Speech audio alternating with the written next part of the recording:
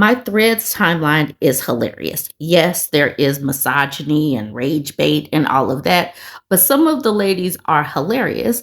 I came across some great threads and I want to share them with you. We're going to start with Ashani. Ashani says, I just hit a raccoon in the road. Check on y'all baby daddies. Let's see how people reacted to this post. Jazz says, back up and hit it again, just in case it's mine. And Ashani says, I got you, sis. Hold up. Hoagie says, I checked. He's still alive. And then posted this short clip with Drewski holding this drink and throwing it down, being upset. Maria says, me, baby, I just hung up with mine and saw this post. I was devastated. And then Ashani says, sorry, sister. And then posted this little clip from Napoleon Dynamite saying, dang it. We should use dang it more. Dang it and shucks needs to be put in rotation more. Nikki says, I think you missed, baby. Reverse. And then Ashani says, don't you worry. And then she's backing up her car right here. Xavier says, I wouldn't even know if it was mine. He doesn't check on his kids unless it's his court schedule time. I will follow up next weekend. Ash Nick says, I literally just bust out laughing in this line like a fool. Thank you. And then Ashani says, sorry to the folks behind you. EXO says, dang, was it bald and had a handlebar mustache? And she says, sis, I don't know. I screamed because I thought it was mine and ran it over again. But it wasn't mine because he texted me. And EXO says, damn, hit it again. Now moving to this post. This beautiful black woman took this pumpkin pie to a black gathering and she got dragged for filth. Let's look at this post. So this is Science Bay. So Science Bay says, I brought a pumpkin pie to a black Friendsgiving. Here are the top comments my friends made. 1, why you ain't bring no sweet potato pie? 2, Ninja, we don't eat no damn pumpkin pie. 3, you not black no more. 4, yuck. 5, who the F eats pumpkin pie? 6, you finna be the only one eating that. 7, you might as well brought nothing. 8, you brought pumpkin pie.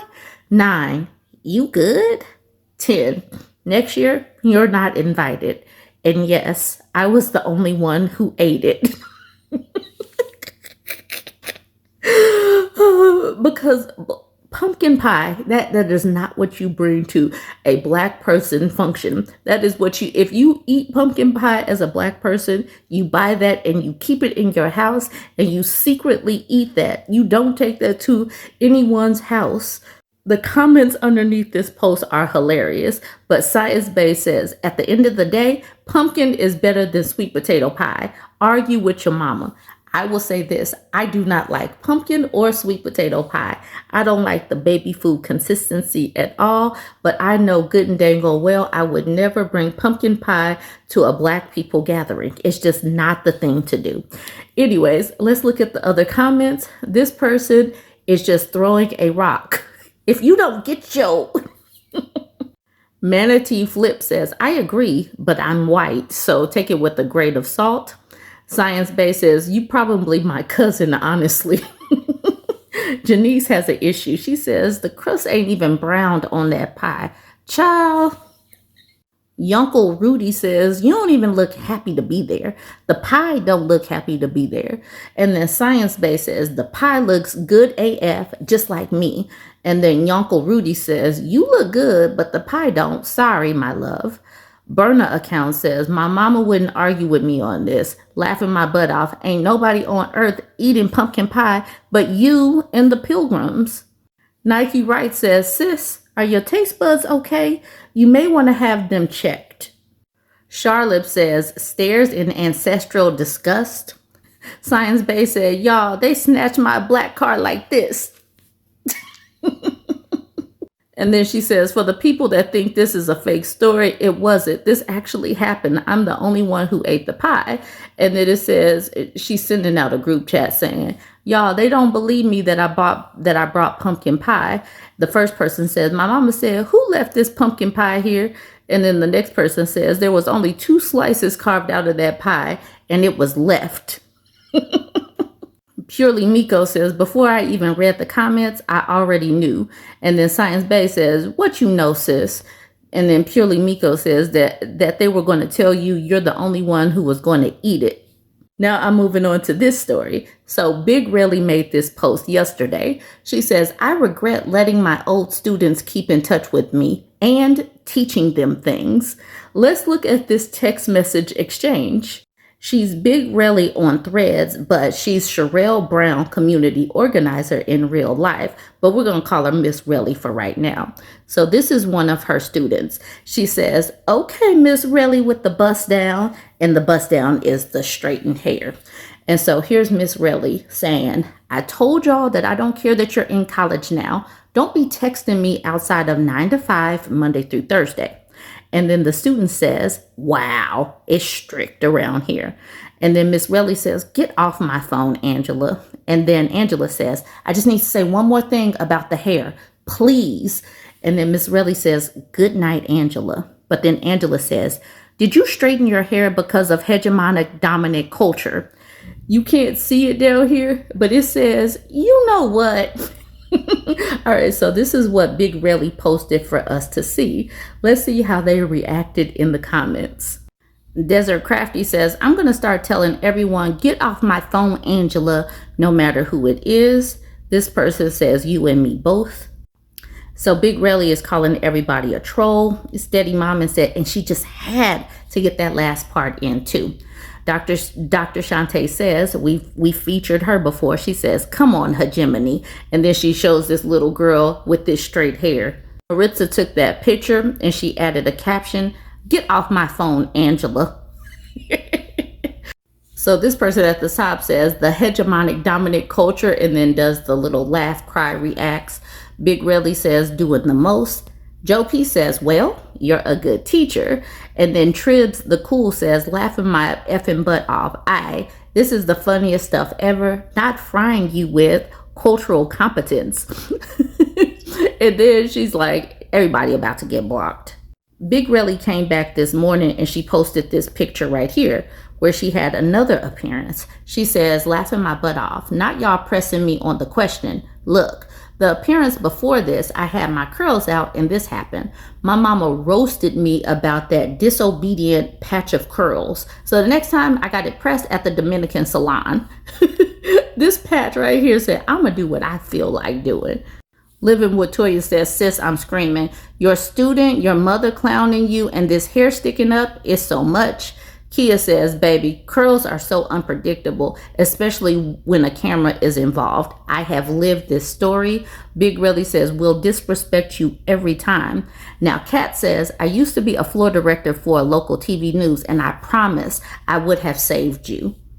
This is a post I came across yesterday. So Jay Sean Brielle says, why are Black women always labeled argumentative when we disagree? Am I supposed to just shut up and do what you say? Because I'm not. And so I did respond on that one saying, I do believe they want us to be quiet. They don't like assertive and opinionated women. This is why you can't give a F about their validations or opinions. Speak your mind, they'll be okay or not. Who cares? And then I give this picture saying, die mad. E. Mar says, they label you with these terms to control how you behave. If you're constantly worried about being perceived as difficult, argumentative, etc., you won't take up as much space. That's why I will remain argumentative if need be. I won't be gaslit by any demographic. Deshaun says, I replied, okay. And the guys are clutching their pearls. You can't make this stuff up. And then Tay says, I love replying with okay. They hate that. And then Jay Sean says, and suddenly I'm still argumentative.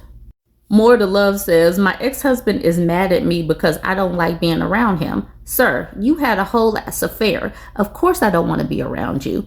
I swear I just be out here acting up with these pictures that I post. I just gave this ducky with this poker, this cutlery poker. KT Pantyhose says, mine gets mad at me because I don't want to sleep with him. I just want to co-parent and go about my life. I want to find my person and it's not him. And then More to Love says, what in the entire F ill, men are weird.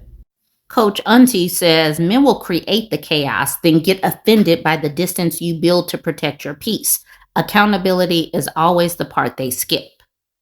Infamous Dean says, it was just a mistake. You're going to throw away all these years because of a mistake? Saying, no, you threw away all these years.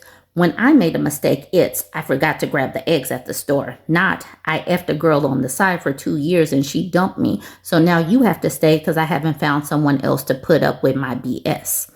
And at the bottom, Boo Boo the Fool says, he wouldn't have stayed if the roles were reversed. The audacity of this one. So this woman X says, my ex-husband once called me to let me know I might get a call for court to let them know about his character. He really said, I know you better say good things about me. The same man who hit me and strangled me, they have the audacity. And then Lisa says, I hope you didn't say nice things. And to that, X says, I never got the call, but I would have said, lock him up. Let's look at this post from Do I Intimidate You on Threads. She says, I got one for you. I went to this beautiful and grown R&B party last night. A man perched himself down at the bar beside me. I'm having my own drinks and relaxing. We strike up a conversation and I'm enjoying it. He's witty, funny, and can hold a convo. He starts to drop hints on going home with me for the night. I'm a direct person, so I asked, are you trying to sleep with me? He said yes. I was so disappointed as this is so typical and basic. You just met me. Now that I know what he wants, I decided to make him just as uncomfortable. I asked him, how much do you make a year? He was so shocked and refused to tell me. I kept hounding him.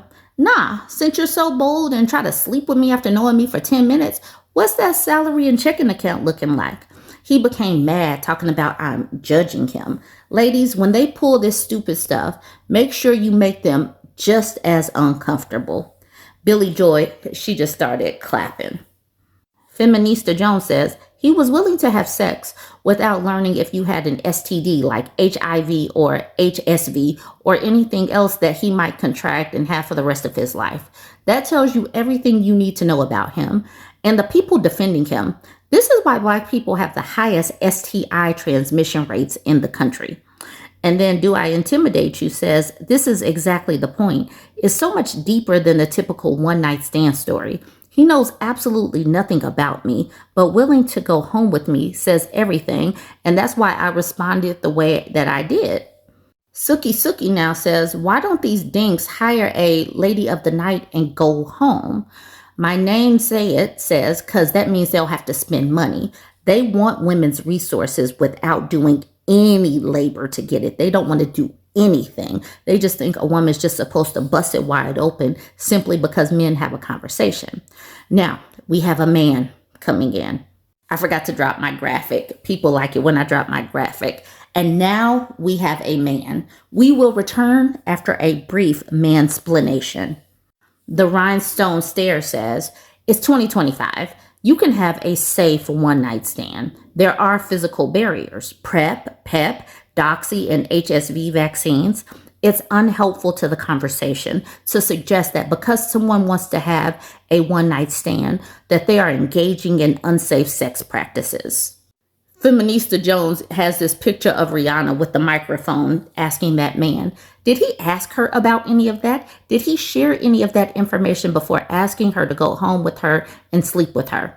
He dropped 11 hints about wanting to go home and meet her dog, but didn't say anything about being on PrEP or having an HSV vaccine. Be effing for real.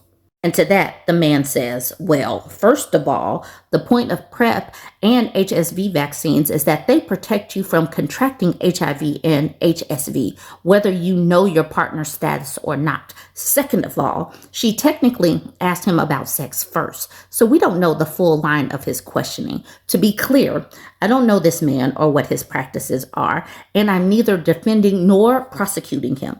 I'm just highlighting that you jumped to misinformed conclusions that perpetuate stigma that cause more harm than good. So we have a man saying a whole lot of nothing here. You jump to conclusions. This is going to cause more harm. Another man. This is what we mean when we say women can't handle the truth. You asked a man a direct question and he was honest. And instead of ending it or realizing y'all aren't compatible, you go off on a tangent about how the truth makes you uncomfortable and proceed to attempt to intentionally try to make him uncomfortable. Weird. Another man. What I'm seeing with women is a covert test. They want transparency versus honesty. In other words, they seem to want it laid out for them instead of finding it and piecing it together along the way.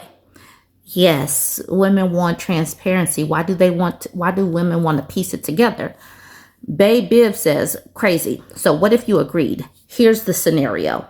She says, put a few drops, it says of visited, but she means Visine. Put a few drops of Visine in his last drink. While he's just about to finish that drink, call for an Uber.